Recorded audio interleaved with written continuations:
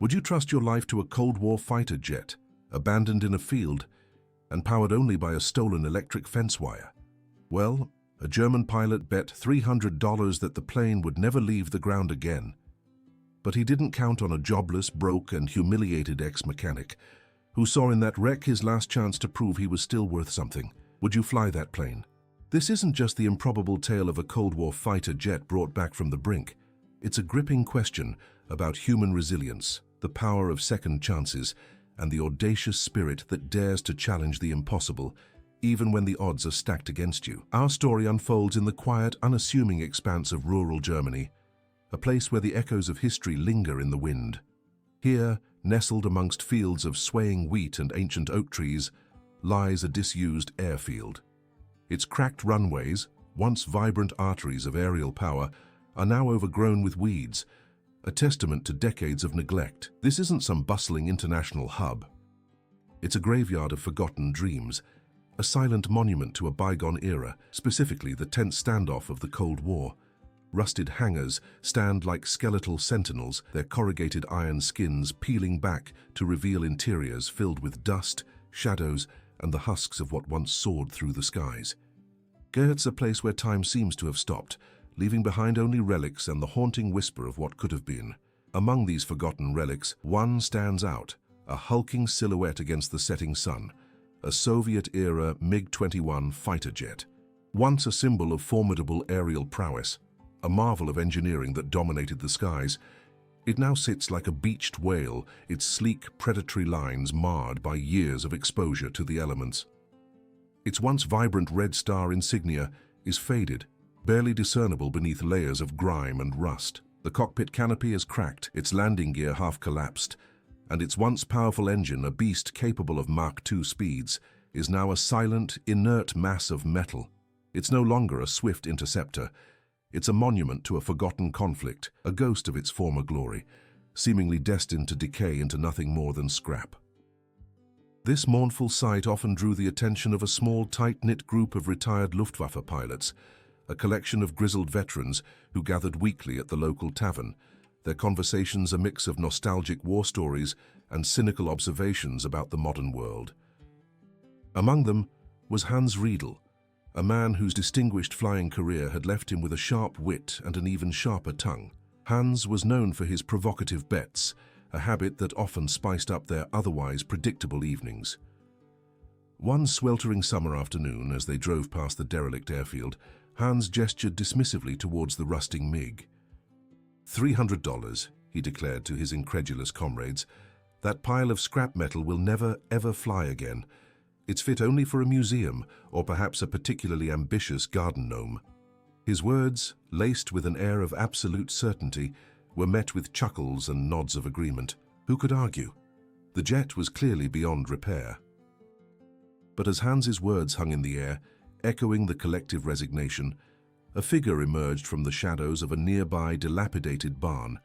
It was Dieter, a former military mechanic, a man whose life had taken a precipitous dive after the unification of Germany led to widespread military downsizing.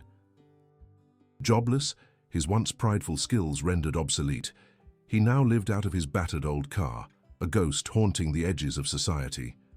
His clothes were worn, his face etched with the lines of hardship, but in his eyes there was a flicker, a stubborn, unyielding flame that refused to be extinguished. He heard Hans's dismissive wager, felt the sting of its casual cruelty, and saw not a lost cause but a desperate final chance, a chance to reclaim his dignity, to prove his worth, to ignite not just an engine, but the very purpose he thought he had lost forever. With a quiet nod, barely perceptible, Dieter accepted the challenge. He had nothing left to lose and everything to gain. This wasn't just about $300, it was about redemption, about proving to himself and to a world that had seemingly forgotten him that some dreams, no matter how rusted or abandoned, still held the power to take flight. Driven by this profound sense of purpose, Dieter returned to the desolate airfield, not with despair, but with a quiet, burning resolve. The sun had barely dipped below the horizon, painting the sky in hues of orange and violet, when he slipped back into the cavernous hangar, his silhouette swallowed by the deepening twilight. His battered toolbox, a collection of basic wrenches, screwdrivers, and a few salvage parts clanked softly as he set it down. He approached the MiG-21, not as a pile of scrap, but as a sleeping giant, a complex puzzle waiting to be solved. His initial assessment was grim, yet held a glimmer of hope. The airframe was a mess, certainly, but beneath layers of rust and grime, he detected an almost imperceptible integrity. He spent hours, his hands moving with the practiced grace of a master craftsman, meticulously examining every accessible component. He knew these machines intimately, the elegant ballet of their internal mechanisms. And then he found it. Deep within the core, the engine, though dormant for decades, still held a flicker of life. It was a miracle of Soviet engineering, designed for resilience, and against all odds its vital components were largely intact. The compression was good, the fuel lines, though clogged, could be cleared, and the turbine blades, while dusty, seemed structurally sound. This wasn't a dead engine, it was merely dreaming. But then came the critical challenge, a hurdle that seemed insurmountable.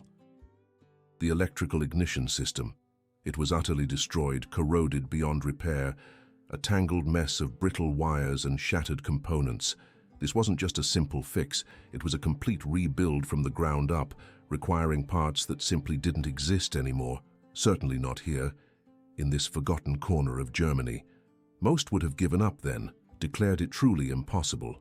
But Dieter wasn't most people. He was a man with nothing left to lose and everything to prove. He worked tirelessly, driven by a silent fury. Days bled into nights, and nights into the pale light of dawn. The hangar became his home, his sanctuary, his crucible. He slept on a worn canvas cot beside the jet, the metallic scent of oil and rust his constant companion. He devoured complex foreign language diagrams he'd salvaged from dusty archives, deciphering intricate schematics that detailed the MiG's every nerve and sinew. His mind, once dulled by idleness, sharpened with each passing hour, piecing together the ghost of a solution. The problem was power, raw, immediate power to ignite the beast. And then it struck him, an audacious, improbable idea. Born of desperation and sheer ingenuity, he remembered the high-voltage pulse from the electric fence that bordered the airfield, a relic of a bygone farm, still humming with a faint, dangerous current. Could that raw, untamed spark be harnessed? It was a reckless thought, a dangerous one, but it was also the only one. He scavenged relentlessly, his eyes now seeing potential in every discarded item. From a derelict car, he pulled fuses and relays. A forgotten tractor yielded an alternator. A pair of abandoned trucks provided heavy-duty batteries. He meticulously crafted an improvised circuit, a Frankenstein's monster of wiring, all connected to a massive industrial coil he found in a forgotten shed designed to amplify current. His goal, to channel that fence wire's jolt into the heart of the MiG's engine, creating the spark of life. His early tests were crude, often comical, yet filled with a terrifying potential. He'd connect a spark plug to his makeshift ignition system, and with a flick of a switch, a shocking blue spark would leap, accompanied by a sharp, deafening crack. The sound echoed through the hangar, attracting a growing crowd of curious onlookers, local farmers, a few kids, even some of the veterans from Hans's tavern. Hans himself would often drive by, parking his old Mercedes a safe distance away, observing Dieter's frantic efforts with a mocking amusement. He'd shake his head, a smirk playing on his lips, convinced it was all a futile exercise. One evening, after a particularly violent electrical backfire that sent sparks flying and left Dieter momentarily stunned and covered in soot, Hans simply drove off, his laughter echoing in the twilight.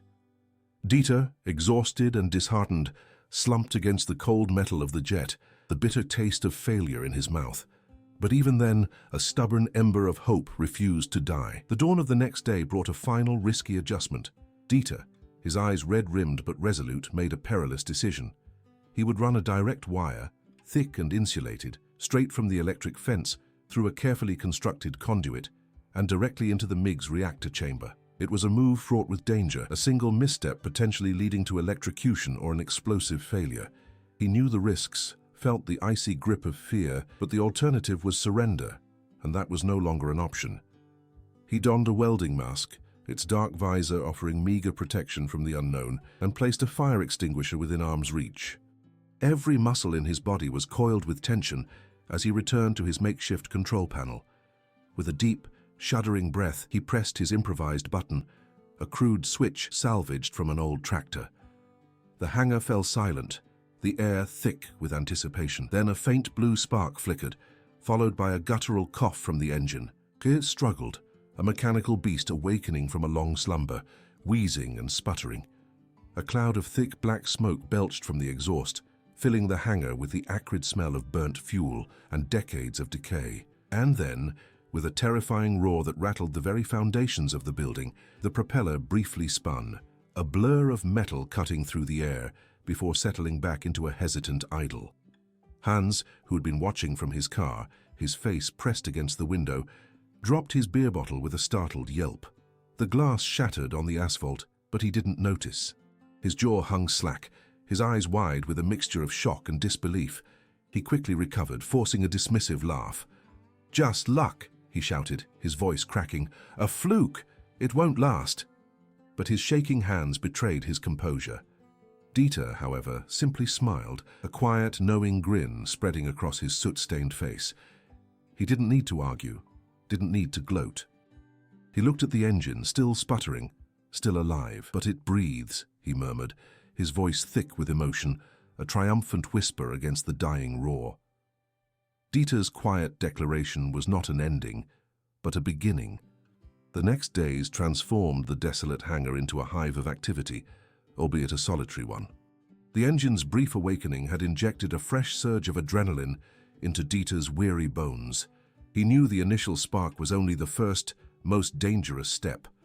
Now came the meticulous, painstaking work of making the impossible not just possible, but airworthy.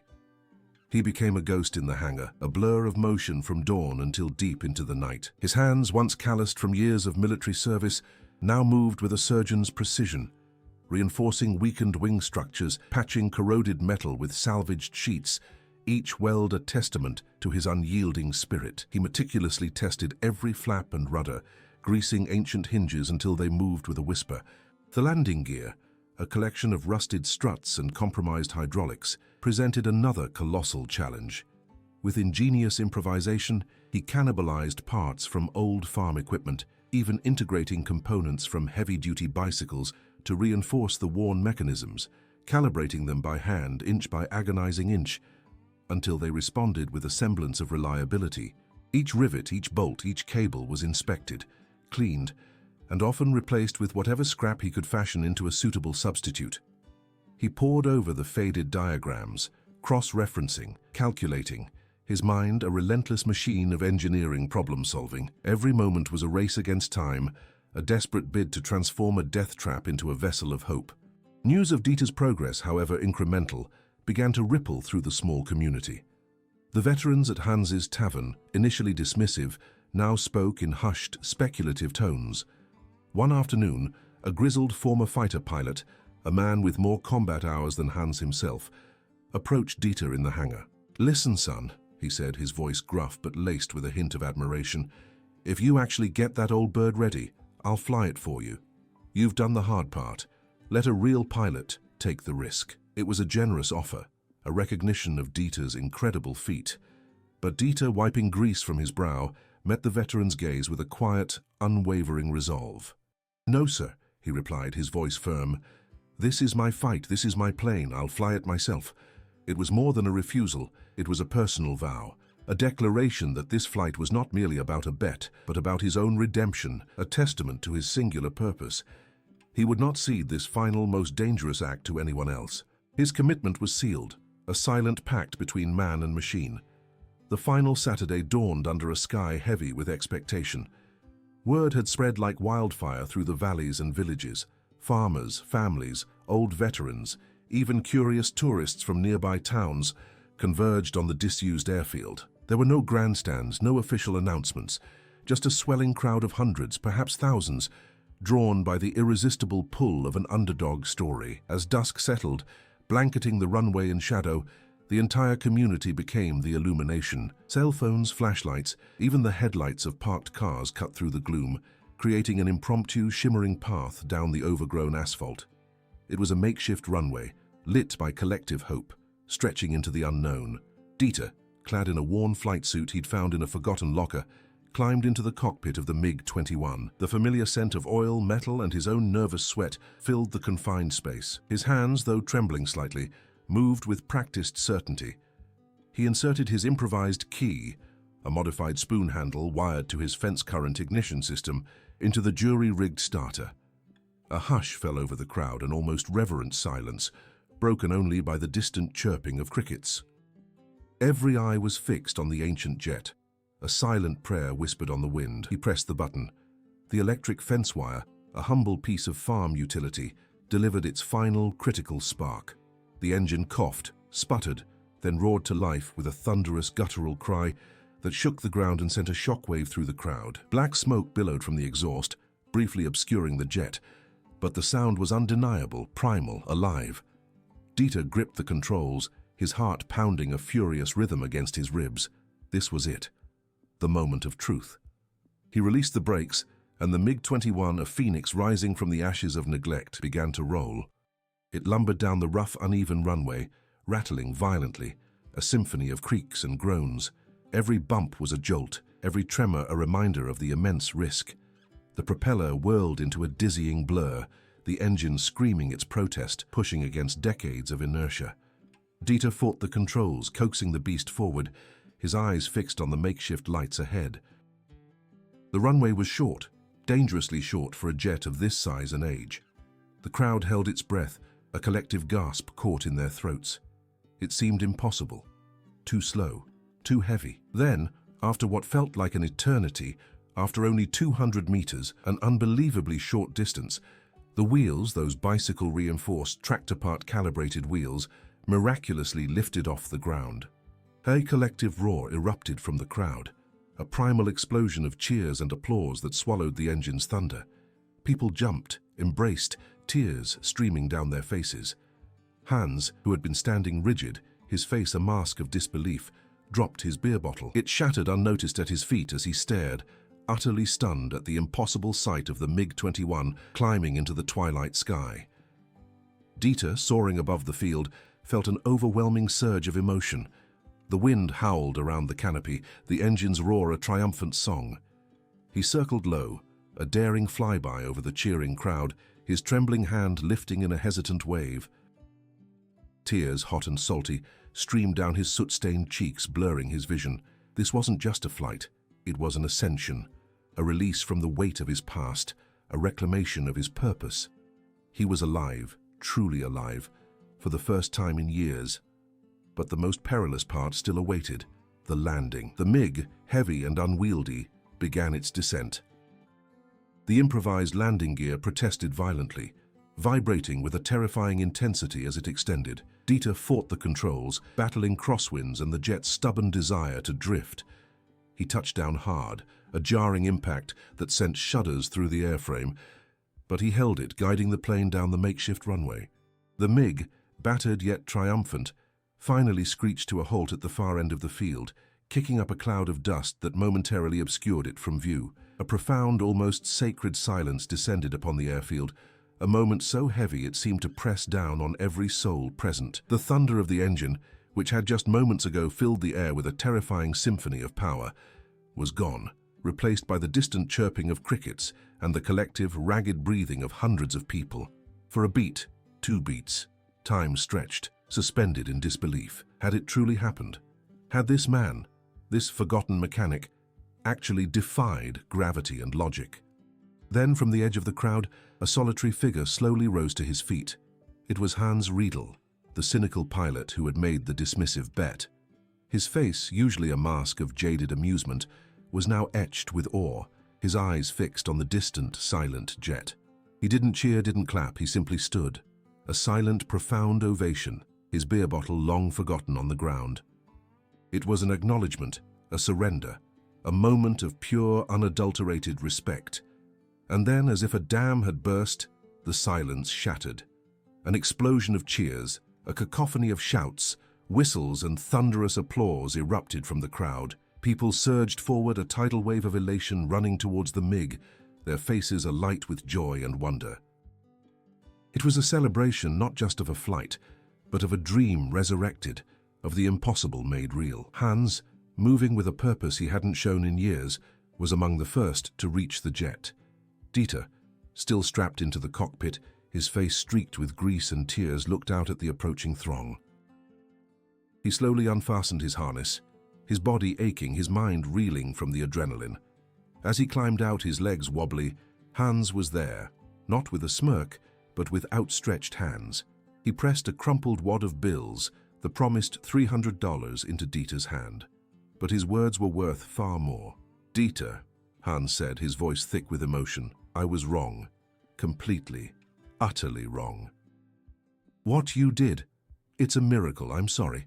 The apology was genuine, raw, and delivered with a respect that transcended their previous animosity.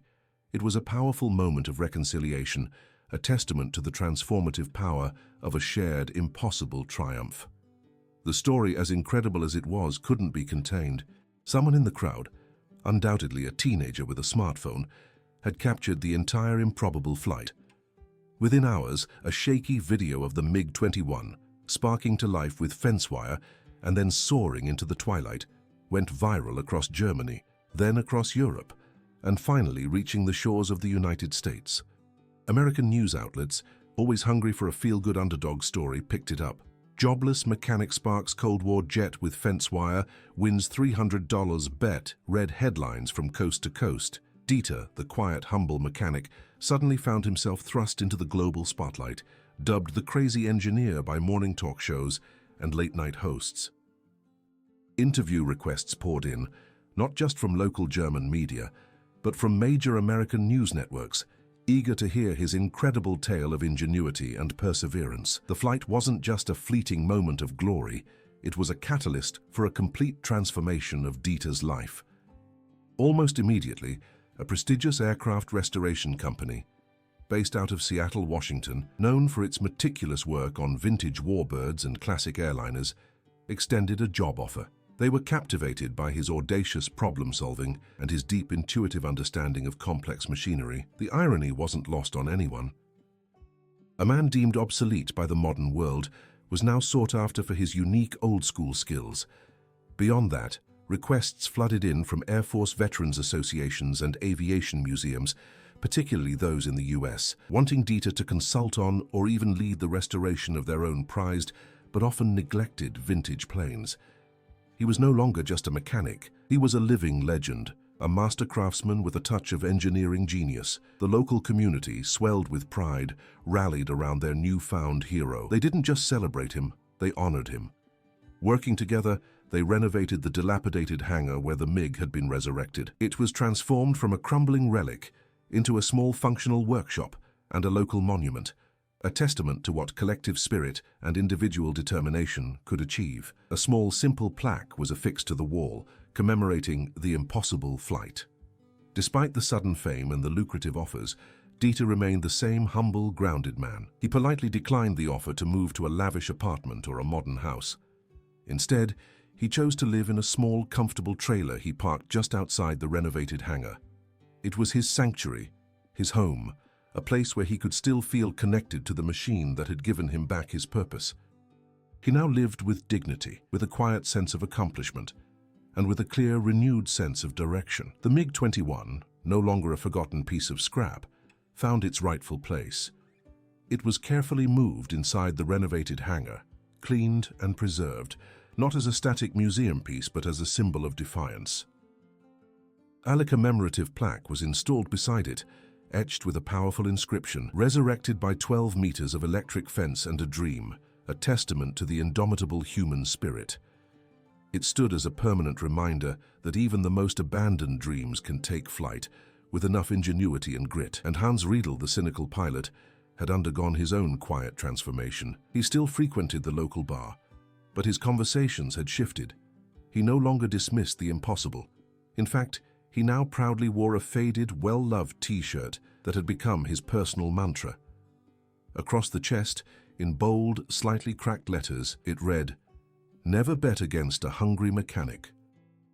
It was a testament to his changed perspective, a public acknowledgement of the enduring power of human ingenuity, and a humorous nod to the $300 bet that had started it all. This extraordinary tale of a forgotten jet and a determined mechanic isn't just a historical footnote. It's a powerful reminder for all of us, from the bustling streets of New York City to the quiet farmlands of Kansas. Have you ever felt that your own dreams were rusting away, gathering dust in a forgotten corner of your life? Have you ever felt that your own dreams were rusting away, gathering dust in a forgotten corner of your life? Dieter's story, the tale of a forgotten mechanic and a resurrected jet, proves that sometimes all it takes is a spark, a moment of desperate ingenuity, an unwavering belief in what others deem impossible, and maybe, just maybe, a length of ordinary fence wire. It reminds us that hidden potential often lies dormant, waiting for the right challenge to ignite it. What seemingly insurmountable obstacle are you facing right now? What scrap metal in your own life holds the potential for flight? This isn't just about a plane. It's about the power within each of us to reclaim our purpose, to defy the naysayers, and to find redemption in the most unexpected places. So we ask you, what's your electric fence wire? What forgotten dream are you ready to spark back to life? Share your thoughts in the comments below. We'd love to hear your stories of overcoming the impossible. If this tale of grit and ingenuity inspired you, please give this video a thumbs up. And for more incredible stories of human resilience and unexpected triumphs, be sure to subscribe to our channel and hit that notification bell so you don't miss a single upload. Thank you for watching, and remember, sometimes the greatest miracles begin with the smallest, most unlikely spark.